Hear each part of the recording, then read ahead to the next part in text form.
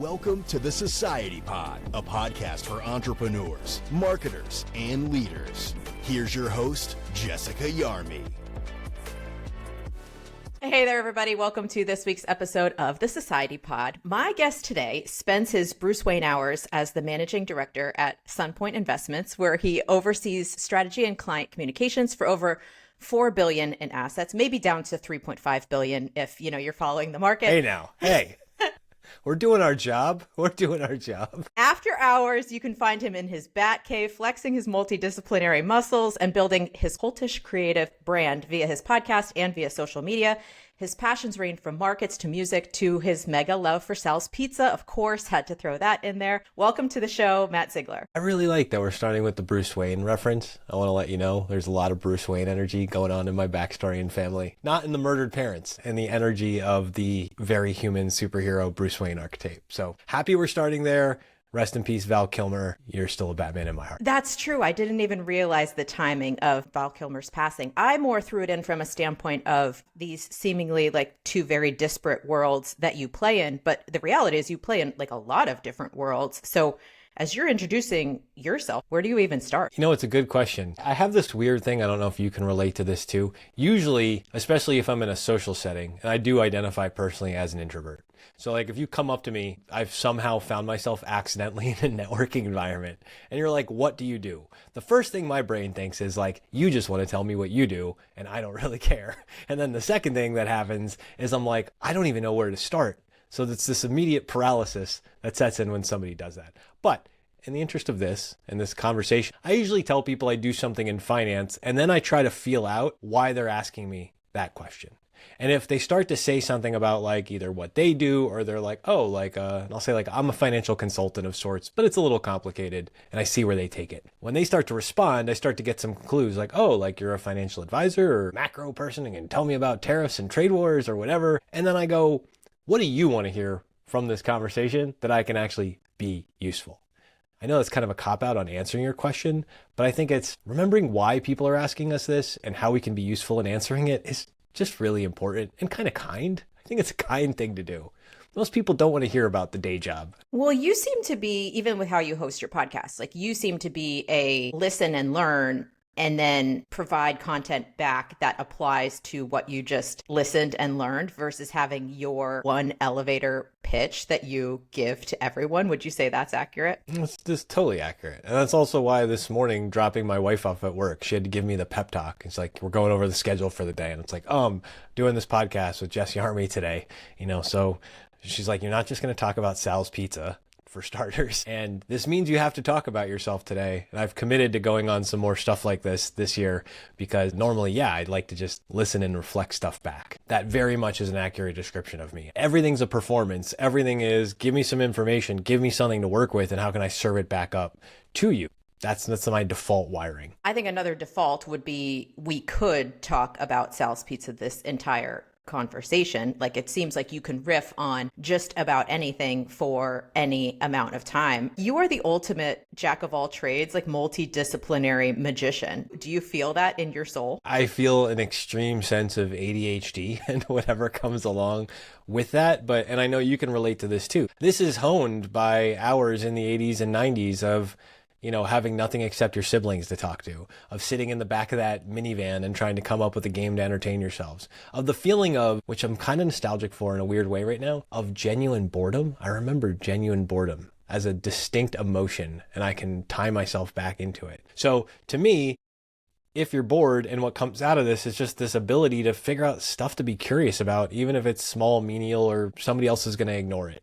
And I think I've been kind of honing that skill all along in life of saying, well, if I don't know what I'm doing, then probably nobody else knows what they're doing. So maybe we can get right down into the weird nitty gritty details because I can learn just as much from those kids who were just kids working in Sal's kitchen when I was a little kid going to pizza parties at that restaurant. And then, flash forward 30 plus years later, and also rest in peace to Sal's because I'm still deeply, deeply saddened that I can't get a Sal's special cheesesteak every single weekend of my life, although my life has probably now been extended by the fact that I can't do that every single Friday night. It's a double-edged sword. It's a double-edged sword. There's wins and losses there. But those kids grew up. Like, I watched that progression too. And having conversations with them as adults versus having conversations when I'm looking across the counter and they're just kids with grease all over their shirts being forced to work in their parents' restaurant. Yeah, everything is interesting to me. Well, and they saw you evolve too, because you went to college as a music major and then kind of had this pivot into finance, which seemed to be two opposite kind of skill sets. How did you make that move or that pivot career-wise? So the weird thing that happened, or one of the many weird things that happened to me. So first off, I never wanted to be in finance. I never wanted to be in business. I went through a large stretch of life in my early 20s where people told me I was already in finance and business, but I wasn't admitting to it, which that's also a regular theme. I'm doing something I don't even realize I'm doing it. In high school, I basically get asked to join. I'm playing in bands with my friends. We're doing stuff. The place that we grew up in, the corner of northeastern Pennsylvania, had a really cool and a really vibrant music scene. Just no easier way to put it. Like, there was stuff. You go to the Cafe Metropolis in downtown Wilkes-Barre at 14 years old, and you go, oh my God, that's my friend's older brother on that stage. So if they could be on that stage, then I could be on that stage, right? And that gives you the gall. And sure enough, I still have the doily with the phone number on it from the first time I got the information from the guy to call and be like, can my band play? Sure, come play. And all of a sudden, you're doing stuff for your friends in public. Just learning that audacity in my middle school and early high school years. And then I got invited in high school to be a part of this band with all older musicians. So I was 16 years old. They were all in their 20s, 30s, and older. And we were playing at weddings and corporate events and bars and stuff like this. And I got exposed. I like to refer to it. It's almost like I got this MBA when I was in high school about how to run a band like a business and how to do it for profit. And also how to avoid the one summer I spent working in construction ever again. I remember playing at this wedding and getting handed $300 as a 16-year-old and being like, I just made more in a night than most of my friends are going to make in like a month. This is insane, or at least a week. So I learned business playing in bands and doing this stuff. Post-college, when I was out in the real world for the first time, and now all of a sudden I'm running a recording studio, I'm touring, I'm doing all this stuff. And what I didn't realize is that the internet was kind of ruining the music business, at least like the profitable side of the business. I didn't understand that pivot. I was like, crap, I need to do something else with my life. I certainly want to do something more boring than this. And people kept saying, you're a business person. Like, go into business, go into finance. You've been making all this stuff work in a really difficult environment. I finally listened and I started doing that and realized, oh, I can actually help business owners. I can help entrepreneurs. I can help all these people with this stuff because I just didn't know the words for it because I never went to school for it. But I lived, breathed, ate, slept, whatever, the life of an entrepreneur, the life of a business person from, 14 years old all the way up to 24. Isn't it crazy? Like, you don't realize it at the time, but like, you were 16 and you were in an entrepreneurial world. I laugh about this all the time because it's like, yeah, by the time I was 16, I knew what screen printers to call locally to get various pieces of merchandise put together. I knew which places to go print flyers. I knew how to put the flyers together there, to do the graphic design, to do all the other stuff. I knew how to we want to do this not just on a tape or a CD we rip ourselves. We want to go to a company who's actually going to print up these CDs so we can do it. That means we need to come up with this much money up front. That means I need to befriend this kid who understands to work Photoshop and Illustrator to do this part of the color design that I can't figure out myself. I need this other friend who's building the first websites to help us get this stuff online, right down to contracts and writers and negotiations and understanding when you get ripped off and stuff. I learned to do that in high school. I just didn't know any of the fancy words for it. And I think about that a lot today when I work with other people too. A lot of people don't get taught these rules or get taught all these terms, but it doesn't mean they don't understand it. It doesn't mean they're dumb. It just means there's a lot of language and jargon people use to box people out. And I really hate that. Or that entrepreneurship is an option, or that careers in your passions are an option. And so you and I share this kind of same path because I was an art major in school and I had this desire to be in a visual art kind of world. And then the real world hits and you're like, okay, wait, what do I do with it? And it took years to figure it out, where there is no natural, maybe collegiate path to say, okay, you're really good at music, you're really good at promoting music, and therefore here's something you might be interested in as a first job. You kind of have this rip the band-aid off, clear out of your passions, and your first job is something that's so despicable and it's a 9-to-5 structure and it's just not anything that you love. You're 16 and you're doing this band thing. What did you want to do with your life? pausing on the point you just made because I think it's important. I'm 16 playing in bands and doing this whole thing. You have the athlete and the artist's lens. I almost resent the whole collegiate thing. I think college plays an important role. I'm glad I went to college. I'm glad all the education stuff. I begrudge none of it.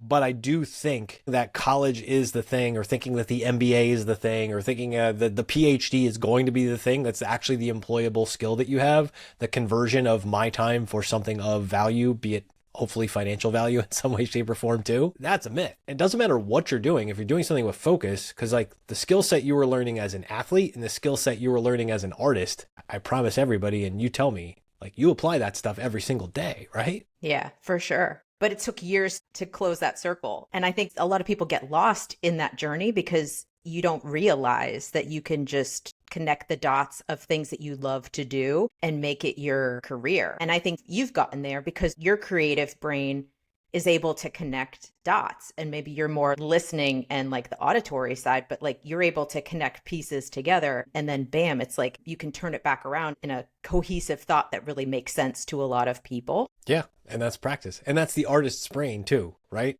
The artist's brain is literally learning how to put frames around things that are inherently cool, interesting, curious in the wild. But then we figure out how to put a photo frame around it, how to put the camera frame around it with the moving images, how to take something that's a cool musical idea, that riff, and then turn it into a song. All of those are just framing exercises. And that's pretty much all business. That's all marketing. It's all storytelling in a nutshell. We just spent years and years honing that skill and then went, oh, this is how I start to convert this, even if it's not, me at 16 being a rock star or something.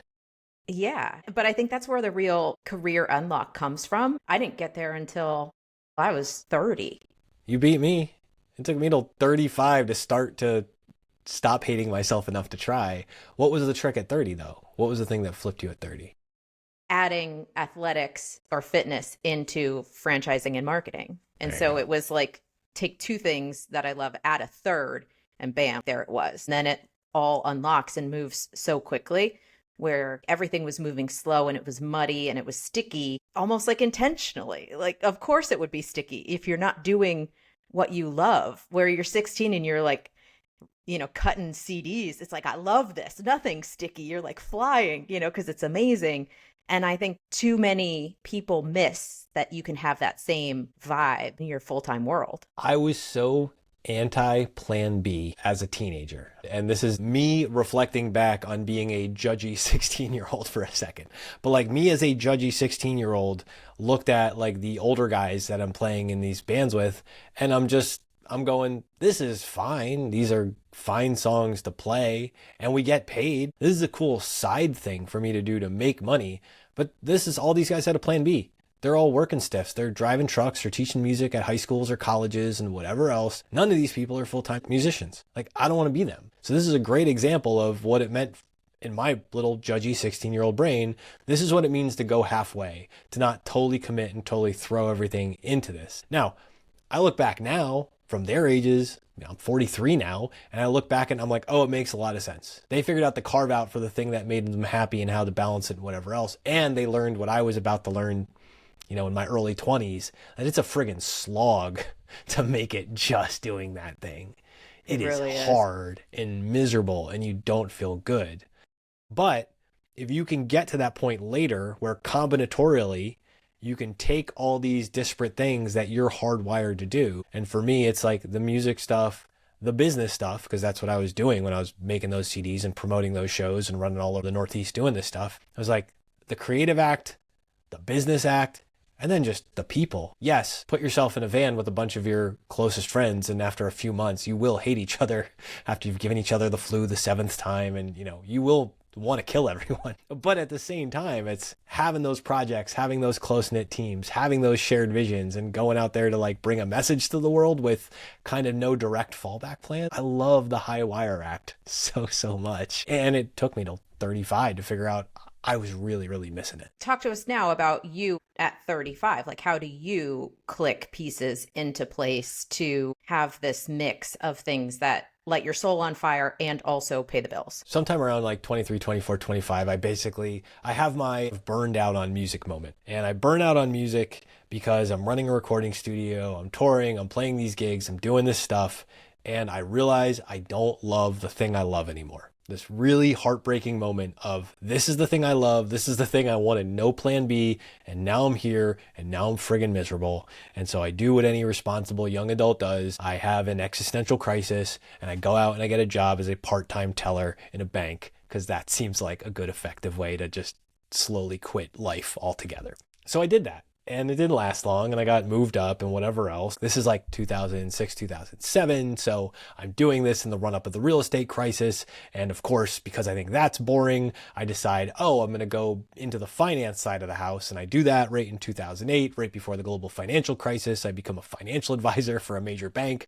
Oh, that worked well. I started at Bank of America, smart me, left, went and joined this company called Merrill Lynch. Within 1 year, my company was basically zeroed out and acquired by the company I just quit and walked away from. That's the thing that I'm in. But the whole time, what I'm telling myself is, here's this industry I don't really care about, I hate. I didn't really think I was going to go back to music per se, but it was like, I guess I'm finally supposed to grow up and be an adult and figure out how to make money in this like corporate ladder thing. So from like 25 to 35, I was in how do you climb the ladder mindset, which to me was a lot like the same way I approached school. You show up every day, you figure out what you need to do to get at least a B. You don't want to be a C student, but like, do you really want to put in all the effort to be an A student if you don't really care? Like, I want to learn some of the stuff, but do I need to master this stuff? Like, it doesn't really seem applicable to the things I'm actually interested in. So I was like a solid B student in a corporate America environment and just tinkering with like, what does this mean? By the time I was 35, I was just starting to like think about this doesn't feel like me. And I was starting to get the inkling that if I turn 40 in this job, I'm going to be one of those people with a really bad midlife crisis. And I was pretty sure that was the fate that was coming for me. So what I started to do around like 2017, I basically was like, the things that I love are learning about what's going on in markets, the economy, and businesses and all this stuff. And podcasts were a relatively new thing. This is in the good old days of I would take my iPod and I would plug it into the computer and I would have to like manually download the episodes and then delete them because I was always out of space. And I would listen to these things and I was like, you know what? I'm taking all this in. I can't have a complete thought. Maybe I'll start writing a little bit. And maybe my idea was it won't be too hard if just once a day I sit down for 20 minutes or when I'm walking the dog or standing in the backyard with my dogs and just go, let's have a complete thought about something from today and just try to refine that. I wasn't really thinking about it like make it like a song, but in hindsight, it was like, how can I make something that's like a few hundred words long and is a complete thought? And around 35, I started that habit of just taking one complete thought a day. And all of a sudden, all the creative stuff inside of my brain started to fire up again.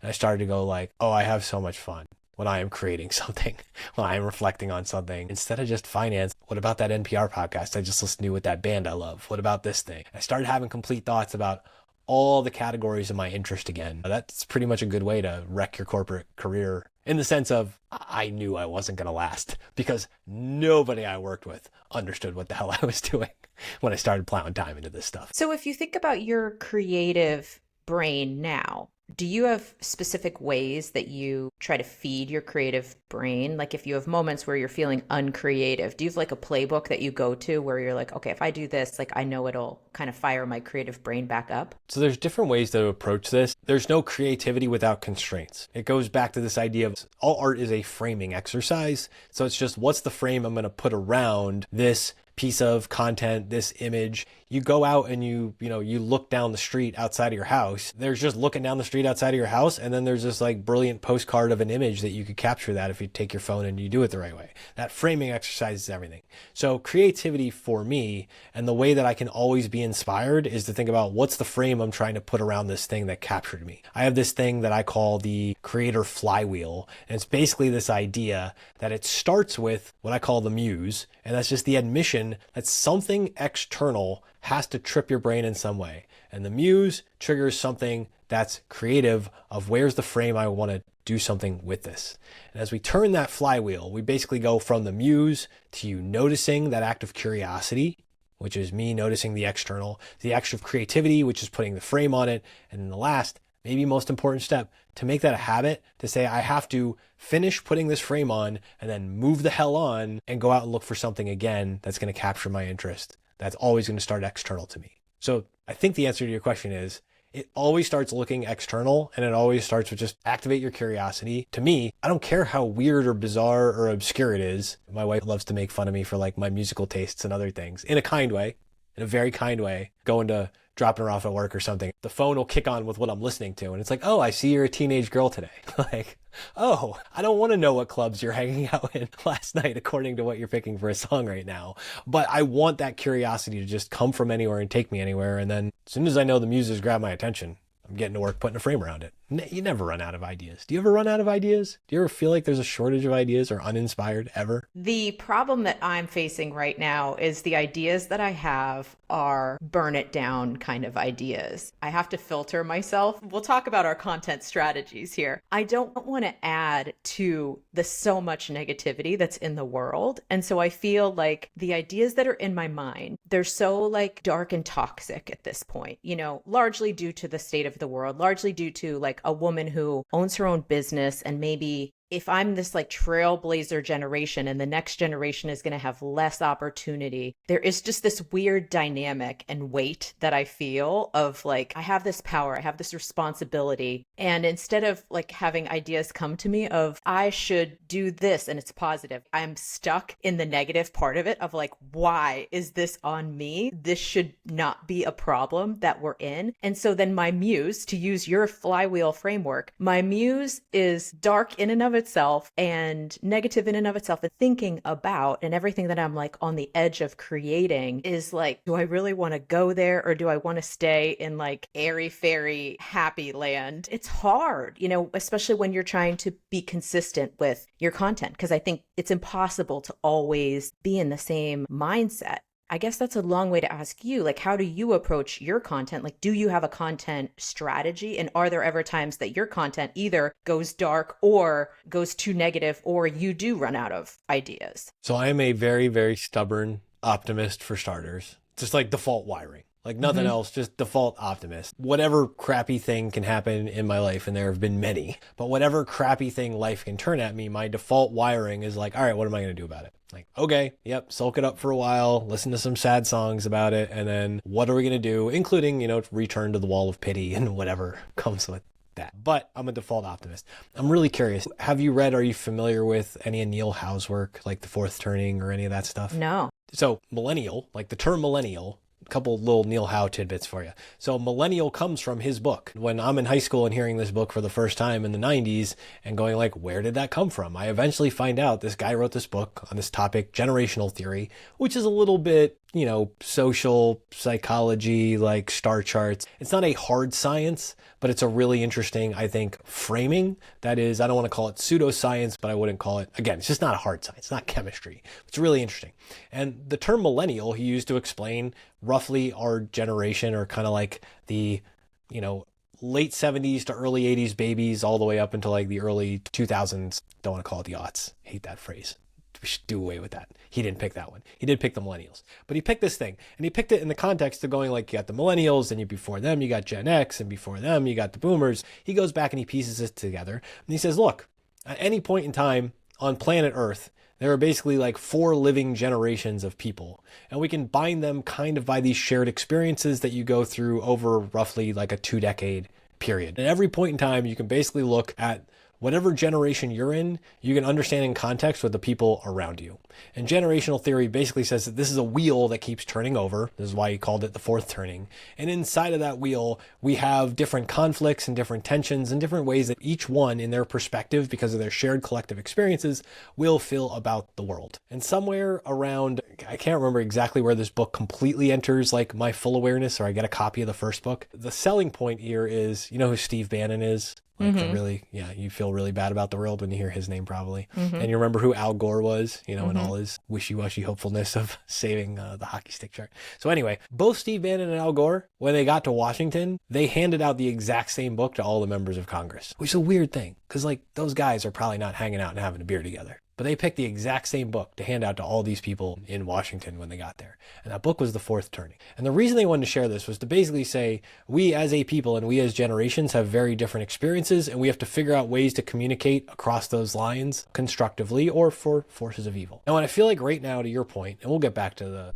creation process and how we do this, because I do have a strategy for that. But a big thing that I have to remind myself is like, I'm feeling a lot of crappy stuff about the world right now, right? Like literally today, I literally spent my entire morning talking people off the ledge with falling markets and tariffs and all this crap. But I have to remind myself, like, where is that coming from? And who's saying this stuff? And what generations are they a part of? And what generations are they looking forward to for their life, or maybe for their kids or grandkids or whatever else? And I'm always looking at who's telling me that story, and what is the positive spin I can put on it? And if not the positive spin, what is the proactive spin I can put on it that kind of like helps the people who will benefit from this later going forward? And that can mean starting businesses or helping people with businesses, or just starting communal pack building stuff. Donating. My wife and I we've been really trying to help this women's shelter because of all the stuff that's going on here in Pennsylvania for the last few months, because like, yeah, it's a really crappy time to be a woman who had to leave their house in a lousy situation. Shout out to Ruth's Place. It's not really a friendly world for that. Never is, but it seems extra unfriendly right now. How do we help stuff like that? How do we get some hope back out in the system? And what can we actually do about it? But generational theory is a really great way to understand how to communicate with people, even when you don't disagree with them, and kind of step back and get extra Brene Brown. Hurt people. So figure out why these people are hurting. What can we do with it? All of that. There's so much opportunity online through content where everybody has a microphone, either a podcast microphone, or everyone just has a platform, period. Negative fuels negative, but positive fuels positive. You need to like carve your own path through all of this, oftentimes through like be what you want to see in the world. Gosh, it's hard to do that all the time, where it's like taking that positive view of things and taking all of the negative and twisting it to be like, okay, where's the silver lining here? And then being that creator that can put that spin on things. And I do think you do a great job of this in your podcast, and you're very consistent with your podcast. I guess take us into your journey with Cultish Creative and why you do it, and maybe how you do it and how you stay so consistent with it as you're building it. The through line between what we were just saying and what I'm about to say is empathy. Through line to this is even when the world feels awful, and the reason I think generational theory is such a useful tool is it helps to have empathy for the people who are giving you the negative interpretation of stuff. Because you have to look at anybody who's scared as like, what are they scared of and why? That active empathy to figure out what they're scared of and why is where you find all the opportunity for anything else you're going to do. So a lot of my curiosity is looking into that. And it's the same reason that I love dark and bleak and sad and bittersweet things for, unknowable reasons, but it's also in my DNA. I love really depressing stuff. Can't help it. Always have. Probably always will. Possibly because I watched Cool Hand Luke on AMC at like 4 a.m. too many times as a 16-year-old playing in bar bands and getting home at god-awful hours. And that's the movie that was on every night for some reason. So the consistency of the strategy is really the consistency of the curiosity. So in 2017, I basically start taking these notes in my phone and go, the best way for me to be accountable in doing this, which I also had to do completely anonymously. I was not allowed to do this by rule of my employer. So I started a completely anonymous and unfindable website on purpose. And I did this so I could just give myself some accountability, to your point, without a microphone, with just a keyboard and just a WordPress blog, to just speak into the void.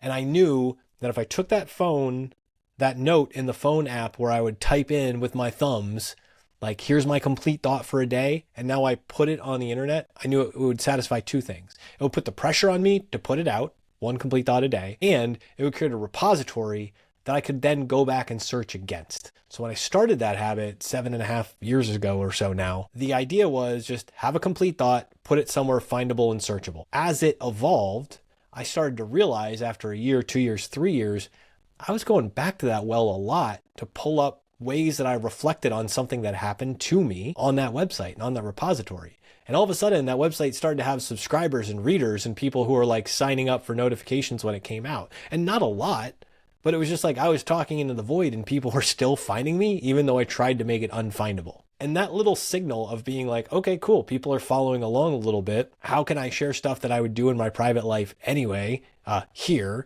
and then make sure I can search it later started to really show up at work for me too. Because now I'd be in a meeting with somebody and they'd be talking about something that was going on, and now I'm thinking about a book that I read, or a podcast I listened to, or a song, an album that I like. And I'm like, oh, I actually made a note about this. I already have a prepackaged, complete thought about this thing. And even though I wouldn't send them the post, I'd go back and reference it. And I was like, oh my God, this is probably the most valuable thing I'm doing. It's just like taking a couple of minutes, like a day or a week, to get this stuff down and share them into this repository. Because the access and ability to recall thoughtful reflections that are already there, it's like a secret weapon. Can you relate to this? I assume, like, just if nothing else in notes and experiences, like you have the well that you go back to already. What's your well? I kind of feel like my team reads my content and they're like, oh, I know exactly what that's about. Because it's exactly 100%. What you're talking about. Where like we're living something in real time. I can't post really what's going on, but I could take one step removed from it. And I can say like, okay, from this perspective, what about this? What did we learn here? How can you look at things differently? I do feel like people who are in the know, they're like, oh, that's coming from your processing of this exact scenario. And so I agree with you. It's a useful like self-coaching exercise to say like, all right, step back. What is this actually? And then to use your words to say like, put it into a complete thought. It forces you to really think through it and think, how would this be useful to someone else? And in the process of making it useful to someone else, it becomes a note to self. There you go. Let me just then share the notes to self, and like, can we all learn from what I just learned? Yeah. And a huge part in the note to self aspect of it, or make it useful. I loathe the here's 3 tips, 3 hacks, whatever else. Those are still useful structures that we can weaponize to share our stuff. So no hard feelings about people who use that to share their stuff. You're breaking my marketing heart here. But it's a frame that works. Yeah. It's a frame that I use it all the time. I'm not saying I'm above doing this. Like, I do this because it works. But what I am saying, when you're trying to notice the muse, trying to get creative about it and like turn it into something, it doesn't mean you have to also show up in the same way of like making it specifically useful to someone in like a super, here it is on a golden platter, I've solved the problem for you way. I loathe that, where it's like, I'm going to do the entire thing for you. In my professional work, I call it like, it's the difference between the white glove butler service that everybody loves to have. Like, oh, work with us. We have white glove service. I'm like, nope. You work with me. It's all garden glove service. These hands are dirty. We are in the dirt. We are in the mud, and we are doing it in the name of growth. I'm not going to get my hands dirty for your weird Ozark stuff, but I am going to get my hands dirty in the name of growing something together. There will be no butler gloves here. There are stains and there is messes. But inside that means, like, a post that I just shared very recently was about, do you know this band, the Old 97s? Do you know this Texas band? All right. Yeah. You got to get your Texas pride together here. I'll add them to my Spotify. Add them to your Spotify. And they're still making music, so they're still crushing it for all these years. They were a band in the 90s that I remember trying to like evangelize my friends on. And they were a weird band to evangelize because by like the late 90s, when I was getting into them, they were kind of countryish, but they weren't mainstream country. And they were kind of punkish, but they were not a punk rock band in any way, shape, or form. And they just existed. They held this really weird space. At the same time, I would listen to this band. It was that unmitigated internal exploding disaster that we all experience as teenagers in our own way. And so when he's singing, I've got a time bomb in my mind, mom, about like what's going on in his head, I'm like, I get this, but it makes me feel like a teenager and it's a mess. And I've been listening to them a lot again lately. Maybe it's the world climate or whatever else. I don't know what's tripping up my brain. But so I was going back and listening to a couple of these albums that I played a lot of in high school from them. And I'm going, these albums still hold up. I still feel really good about this. But isn't it great to revisit art? Normally, like, I think about decisions I made at that age and I'm like, what a disaster I was. It matches up this music, and going like, man, this music was really put in a real cool frame around how it feels to be in this headspace. And maybe I can write a post just reminding people, here's my experience with this song. But now, like, what other things in your life can you look back on and say, even though I don't appreciate all the decisions I made in 1997, here's this piece of art that I loved in 1997 that here I am in 2025 going, what a great piece of art in capturing what it means to be in this explosive setting. And how it actually reminds me of something about now too. What's the expression, like, you'll never walk through the same river twice? It's kind of that type of thing. And so that's not 3 hacks, but here's a really cool encouragement that says, like, what piece of art can you pick up from 1997 that makes you reconsider your entire worldview again? Because I had an existential crisis driving in my car listening to this Old 97s album. You know, that's important stuff to share. So like if we use that piece of content as an example, do you go into that piece of content with a goal, or do you go in really just kind of like, here's something that's on my heart, in my mind, and the people who are needing it will find it? Yeah. So a piece of content like that. So I put this in a place, all the Cultish Creative stuff that I do, especially the written content, I consider my personal archive. So the goal is not for anybody else. It's to be future useful for me. That is my goal. I want this to be future useful to me, even if it's just recall of my reflection on something that had some type of emotional impact. And again, back to that creator flywheel, like the muse spoke and something in my brain noticed. My curiosity was piqued. This is a capture of the muse speaking, my curiosity being piqued, and me doing something creative about it, and then knowing I'm going to turn around again and do it more. There is no stated goal. Like I'm not using that to get clients. I'm not using that to grow my newsletter list or whatever else. I'm using this to basically inspire somebody who might notice, crap, me too. And I think that's my ultimate networking tool or networking hack, is just putting stuff out there and having people go like, oh, me too. And now they want to tell me about, I got a ton of responses via email and other places to that post of people going, oh my God, I love that band. I didn't discover them until 2005. And then my wife and I are now obsessed. And another one going like, I didn't really know them, but here's the band that I felt like that away with. And people respond going, I'm now inspired by where this pushed my brain. And you just said it was okay for us to talk about this stuff. Because I work in whatever business, whatever industry, where nobody is telling me it's okay to talk about this stuff. Yeah. You're a part of the next person's creative flywheel. Which is why it's a flywheel, right? Yeah. Because it spins itself up and then it just keeps going faster and faster. It's perpetual motion. But then the anti-flywheel is AI and like ChatGPT. See, I disagree. Really? Yeah, totally. I recently posted something that was like pretty random. Somebody commented on it, and my comment back was like, ChatGPT could never, because it's just so random in my mind. Like this could never like spit out of ChatGPT. So give me your counter thought to that. How do you layer AI into this mix? Okay, so first off, AI like Claude, my editing AI of choice. We're on a first name basis in my house. Like I'll stumble out of my office on a Saturday morning and my wife will, the first thing she says is, how's Claude this morning? Like, how's your buddy Claude? How's Perplexity doing? What have we learned from Perplexity today? So A, a big user of AI. B, are you familiar with this word slop? I don't know if this turned into everybody's like regular jargon and lexicon yet. Do you know what slop is? No, Claude has not introduced me to that yet.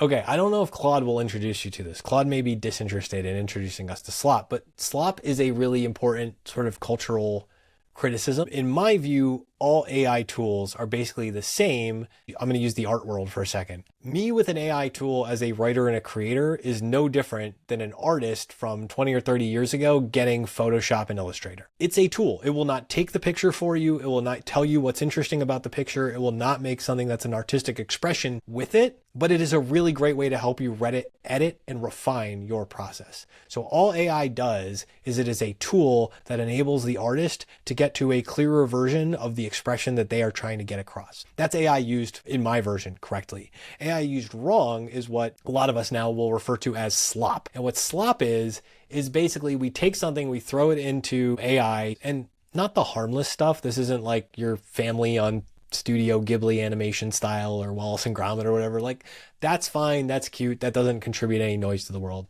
But slop is basically use AI to write a post and then a bunch of AI bots comment on it on LinkedIn. Nothing has been gained, created, or inspired by this conversation except AI talking to AI.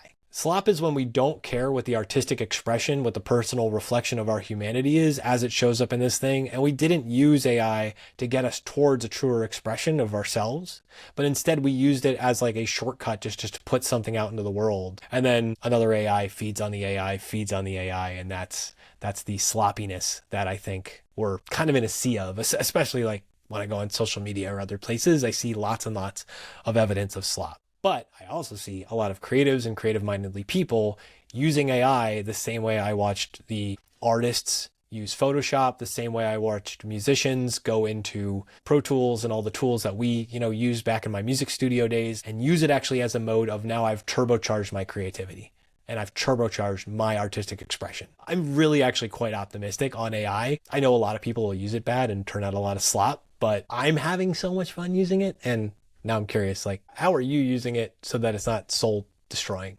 What do you think of slop as a term? You know what that is, like as soon as I say it now, right? Yeah, now that you say it, for sure. I will use ChatGPT mostly as a starting place. I think some people maybe use ChatGPT as a refiner. I like to refine my own stuff, and I have like a very specific familial kind of like voice that I like to speak in, and I want to intentionally write the way that I speak. And so where ChatGPT spits something out, I'll use it to start, and then I'll take out a lot of the big words that I would never say in my own real world. I try to put it into my own voice a little bit more. But I would say I'm in the like 5 to 10% usage kind of game. Like I'm not fully in it because I love to write. It's hard for me to like have the Claude relationship. So far, maybe I'll evolve. I'm going to attempt to sell you on this. Okay. For exactly the same reason. So I loathed everything you said was the space I was in, let's call it 6 months ago. Okay. And I was there because we would use Claude for some like the YouTube stuff that I do. We would use Claude for summary notes, like the chapter titles, all like the really boring stuff that nobody wants to do. And Claude was really great because you could take the transcript, you could drop it in, you could train an LLM to spit out what you wanted to spit out, and it would do it. And I was always like, this is fine for a YouTube description or what goes on Spotify, but it's not writing, like this is crap. And so idea origination, if you need it, for me, most of the time I have that idea already, so I don't really expect AI to help bear that out for me, but it couldn't really edit because it would add those stupid words or would do stuff where I'm like, that's not my voice. Where is this coming from? Something changed in specific to Claude in this case. I use Claude as an editor, and something changed, call it like 4 to 6 months ago, where all of a sudden the writing quality shifted when I was noticing these YouTube descriptions coming back. And then I started to play around with an editor. And what I figured out I could do with Claude is I could take my first draft after training some models, especially two, but you don't even have to. And I have this written down in front of me, so I'm stealing this off my desk. I will literally ask in a prompt, what can I improve, strengthen, or clarify in this piece or its structure? Mm-hmm. And what I'm deliberately asking it to do, and there's some little tweaks you have to go through around that and how you structure your prompt in the request, is I don't want Claude to tell me, and I'm on a first name basis with my Anthropic friend. I don't want Claude to rewrite anything for me. I want Claude to be my line editor that says, you brought this point up in the beginning and then you never followed up on it. This part of your conclusion is really strong, but you have 3 call to actions there. Did you just want one, or how do you want this to be fit in? And when I ask it for points that I can improve on points that I can strengthen, and on points I can clarify, it's not writing a single word for me. It's just telling me, again, back to like the Photoshop example. It's like, did you put the color wheel up? You got 18 colors here. Where's your contrast coming from? How are you going to draw this out? Did you divide it up into, the grid? So you understand where the lines are and where your point of focus is shifting. It does that for me. And I think that is an insanely empowering tool. I love that. I'm going to have to apply that to some of my upcoming writing. We'll see. I haven't been writing a lot. I've been in a funk. Maybe this episode's going to be the push that gets me out of the funk. We are pushing you out with both hands. So I want you to put kind of like a bow on all of these threads. How does your creative brain impact your finance bro brain? Do you feel like a stronger finance bro because you have such a grasp and control over your creative brain? Well, we already know that my finance bro brain in its delightful embroidered Patagonia vest, is flexing those muscles. I don't own a finance bro vest. Never say never, but as we were talking about before we pressed record on this episode, we're both anti-vest people. People with vests should just knock it off. Marty McFly wasn't that cool. I think that's the only cultural icon you have besides the finance bro to point at and think is like neat or exciting. I don't get it. I need arm warmers and leg warmers and gloves. We're going to go finance bro flash dance style for the next Halloween, maybe. I want leg warmers.